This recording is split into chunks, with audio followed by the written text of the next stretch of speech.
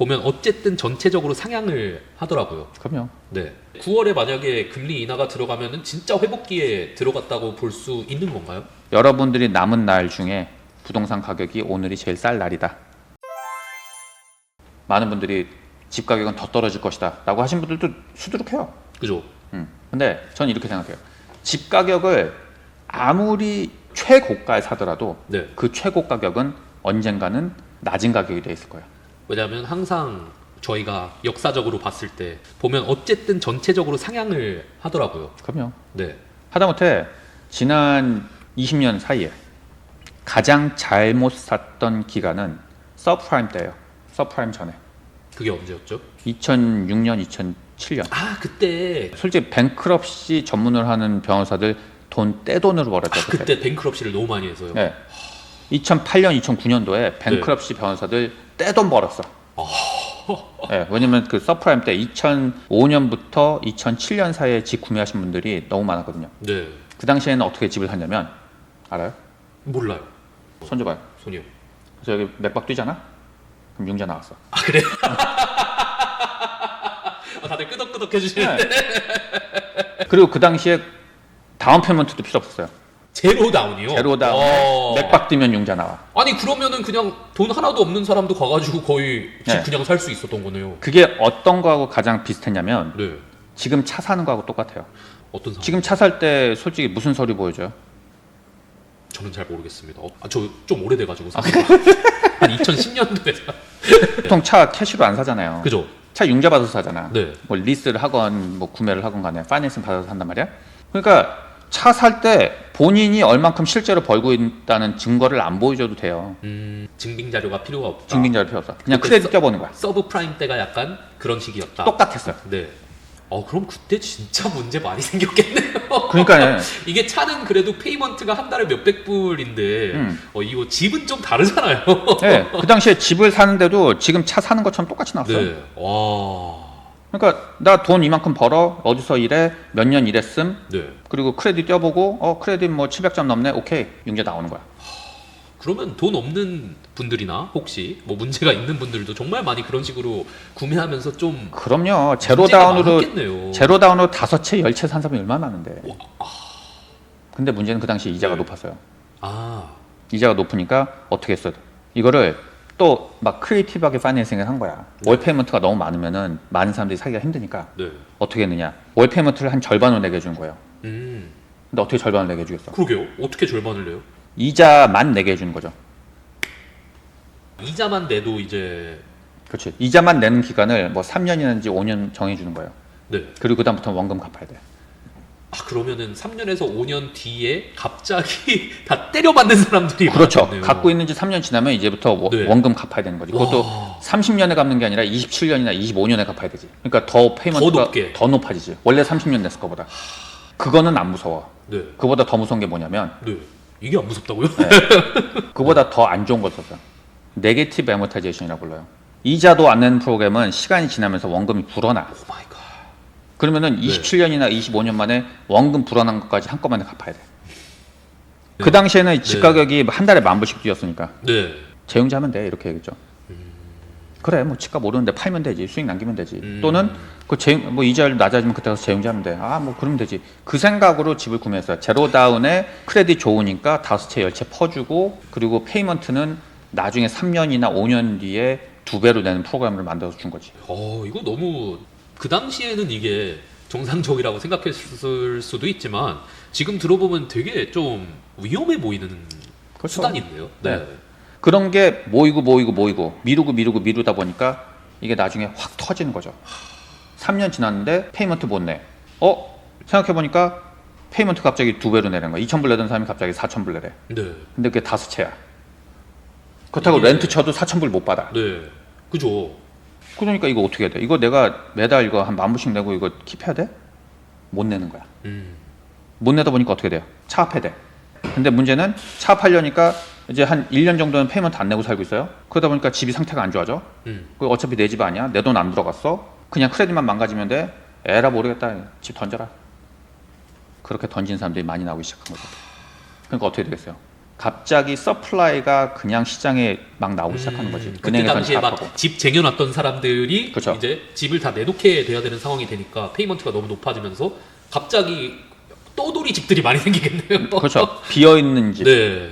그때는 비정상적으로 서플라이가 갑자기 많이 나와가지고 비정상적으로 떨어졌을 수도 있겠네요. 그렇죠. 그럼 어떻게 되겠어요? 서플라이가 많아지니까 집 가격이 떨어지겠죠. 근데 디맨드도 줄어. 왜? 주위에 차업 시작하니까 어떻게 됐어요? 둔화기 오는 거야. 가지고 있는 사람들은 이제 점점 생각을 하는 거야. 집값이 절반이 됐네? 이거 재융자 안 되지. 왜? 융자가 예를 들어서 50만 불인데 집 시세가 25만 불이 되는 거야. 그럼 그걸 들고 은행에 찾아가. 나 이거 재융자 해줄래? 미쳤어요? 그죠. 집 시세가 25만 불인데 융자가 50만 불인데 어떤 은행이 그걸 재융자를 해줘? 그죠. 그러니까 팔려고 하니까 네. 25만 불 내고 집 팔래. 미쳤어? 아니 셀러가 25만 불 내고 집을 팔아? 안 팔지. 그죠. 좀 충격적인데요. 그러니까 이도 저도 못 하는 거예요. 네. 그러니까 숏세일 나오고 차압 나오고 뱅크럽시 나오고 난리가 나는 거지. 그게 서프라임 때예요.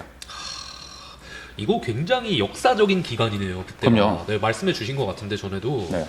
와, 이때는 좀 충격적이네요. 근데 문제는 억지로 디맨드를 만들었다는 게 어떻게 억지로 보면 디맨드 만들었죠. 네, 가장 큰 문제였네요. 네. 네. 그래서 그 이후로 2009년도에 새로 생긴 게 이제 NMLS라는 그 라이센스예요. 융자 라이센스예요.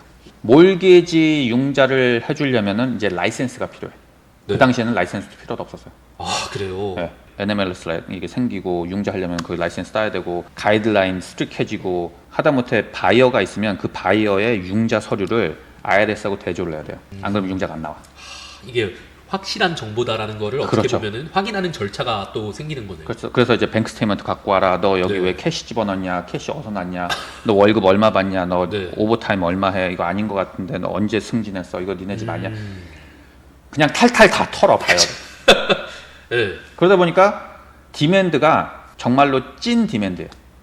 이제는 바이어들이 어떻게 보면 공갈 바이어가 아니라 꽉 찬 바이어들이다. 3.5% 다운한 사람이면은 정말로 탈탈 털어가지고 진짜로 구매할 수 있는 능력이 된 사람인 거고. 만약에 자영업 하신 분들이 다 서류가 좀 미비한데 융자 좀 해주세요. 그런 분들은 보통 25% 30% 다운을 해가지고 에코리를 많이 쌓고 구매하시는 분이에요. 근데 어떻게 보면은 그때 그렇게 서브프라임 때문에 몸소 부딪혀서 전 미국이 배웠기 때문에 전 이런 게 세계. 생겨서 전 세계. 전 세계예요. 전 세계. 전 세계가 그걸 배웠기 때문에 그렇죠. 지금 이렇게 꽉 찬 바이어들을 네. 선별해낼 수 있는 이런 시스템이 생긴 거기도 하네요. 그렇죠. 네. 그렇기 때문에 그 침체기는 이제 2009년, 10년 그러고 나서 2011년부터는 이제 바로 회복기 쫙 올라오기 시작했죠. 그때 이자율 4%로 내려가면서 많은 바이어들이 시장에 들어오고 한 2010년, 2011년부터 회복기해서 코로나 2019년까지 아마 저는 확장기라고 볼 수 있을 것 같아요. 네, 그게 확장기였다. 코로나 때 떨어졌다가 회복기 확장기가 상당히 빨랐고 네. 그랬다가 지금 둔화기 다시 2년 전에 왔고 침체기 지금이다. 그리고 이제 회복기가 다시 오겠죠. 그런 상황이군요. 또 네. 코로나 때도 어떻게 보면 굉장히 비정상적인 시기였잖아요. 그렇죠. 비정상. 그래서 회복기가 빠르고 강하게 왔을 수도 있겠네요. 그때는. 뭐 정부에서도 힘을 많이 썼죠. 그죠? 네, 돈도 많이 뿌리고 이자율도 말도 안 되는 뭐 제로 금리 하고. 오, 제로 금리. 그런데 여기서 느껴야 될 건 뭐냐면 아무리 잘못 샀던 시대에 집을 샀더라도 잘 샀다라는 거예요. 결국에 시간이 지나면은 상향하기 때문에. 네, 제가 말씀드렸잖아요. 그 서프라임 때 진짜 다 차압할 정도로 잘못 산 기간이 2006년이에요. 네. 근데 그때 집 사신 분들도 그 가격 그냥 페이먼트 하면서 잘 갖고 계시잖아요. 지금 2배예요. 아, 그죠. 아무리 2008년 9년도에 반값이 됐어도 지금은 사실 그 반값에서의 다시 몇 배가 돼 있잖아요. 반값은 4배인 거고 그죠? 2006년도에 가격보다 2배인 거예요. 그죠, 그죠. 네. 그렇기 때문에 뭐 시장이 뭐 붕괴가 올 것이다라는 생각하고 계신 분들도 계실 수 있어요. 근데 붕괴는 이미 왔어요. 이미 가격 뭐 10% 20% 깎인 데도 있어. 예를 들어서 티어 한 3, 4 정도 되는 지역 같은 경우에는 가격 한 10만 불, 20만 불씩 깎인 데 많거든요. 네. 그러고 나서 지금 보면 다시 상승세를 보이고 있어요. 제가 봤을 때 침체를 기다리셨던 분들은 이미 늦으셨고 지금이 가장 싼 날일 거예요. 당장이. 앞으로 여러분들이 남은 날 중에 부동산 가격이 오늘이 제일 쌀 날이다. 결국에는 근데 전체적으로 보면 침체기든 둔화기든 어느 시기에 있던 네, 오늘이 제일 싼 거기도 하죠. 그렇죠. 결국에는 오르게 되니까. 맞습니다. 페이먼트만 좀 적당한 걸로 그 가지고 갈 수 있으시다 그러면은 언제든지 구매하시는 거 저는 말씀해 드리고 싶어요. 특히 오늘이 가장 싼 날이다. 연준은 금리 인하를 검토 중입니다. 9월 예정하고 있어요. 네, 8월 달에 안 내렸다고 욕 바가지로 쳐먹고 있습니다, 지금. 네, 이제 9월에 만약에 금리 인하가 들어가면은 진짜 회복기에 들어갔다고 볼 수 있는 건가요? 그렇죠. 네. 그때 내리기 시작하면 그때부터는 바로 회복기가 되는 거죠. 그리고 이제 0.25를 보통 내리는 게 이제 최소 단위예요, 인크리멘트. 네. 9월 달에 0.5도 예상하고 있다라는 소리도 나오고 있어요. 이제는 내리냐가 질문이 아니라 얼마 내리냐가 질문으로 변하고 있어요. 얼마. 네. 그러니까 그 질문 자체가 달라지고 있어요.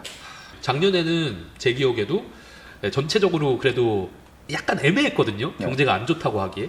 근데 이번 연도에 이제 자료를 보여주시니까 네. 확실히 이번 연 초부터 내렸어도 이상하지 않았는데 네. 원래 올 초에 내린다고 얘기가 계속 있었는데 네. CPI 인덱스가 너무 예상하는 것보다 웃돌아서 괜찮아서. 좋게 들어오고 네. 있어서 아직도 과열 중이다라는 생각에 안 내렸는데 이제는 점점 어닝플로이먼트 데이터가 상당히 높게 그죠. 들어오기 시작하면서 아 이제는 내려야 되겠다라는 생각으로 바뀌는 것 같아요. 음, 자, where 어디에 투자를 해야 할까?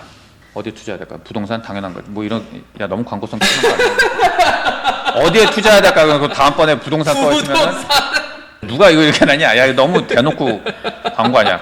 틀린 말은 아니잖아요. 틀린 말은 아닌데 네. 왜 부동산 투자가 중요하냐면 이거를 이해를 해야 돼요.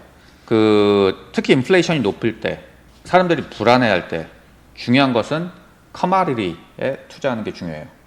그리고 tangible asset이 중요하죠. 무슨 네. 뜻이냐면